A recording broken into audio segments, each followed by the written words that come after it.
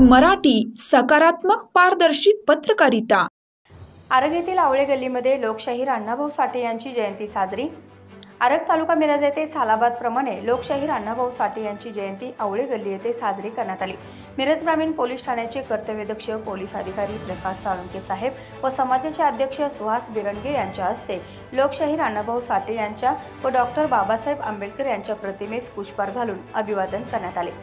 Success अकॅडमीचे अध्यक्ष प्रशांत चौगले यांनी संयुक्त महाराष्ट्राची चळवळ काय होती व अण्णाभाऊंनी ती कशी चालवली याची माहिती दिली व आरगचे माजी डेप्युटी सरपंच अजित कांबळे यांनी आभार मानले। यावेळी प्रशांत चौगले, अजित कांबळे, सुहास बिरंगे, संतोष चव्हाण, करीम खुर्चे, सागर आवळे, शुभम माळी, सतीश कांबळे, हनुमंत वनाले, विकास कांबळे यांच्याबरोबर आवळे गल्ली येथील सर्व कार्यकर्ते उपस्थित होते। SM न्यूज मराठी, आरगहून सूरज मेहते।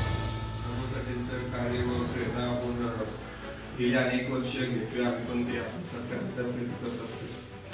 त्यामध्ये अण्णाभाऊंनी बरीच संयुक्त महाराष्ट्राची चळवळीमध्ये लढा सर्वात मोठा होता। महाराष्ट्र एकत्रीकरणामध्ये सर्वात मोठा लढा कोणाचा असेल तर अण्णाभाऊ साठेंचा होता आणि तो कुठेतरी इतिहास येणाऱ्या काळामध्ये आपल्याला सर्वत्र बहुजन समाजामध्ये पसरवला गेला पाहिजे। संयुक्त महाराष्ट्र म्हणजे किंवा महाराष्ट्र म्हणजे फक्त कोणाच तरी संघं नमः।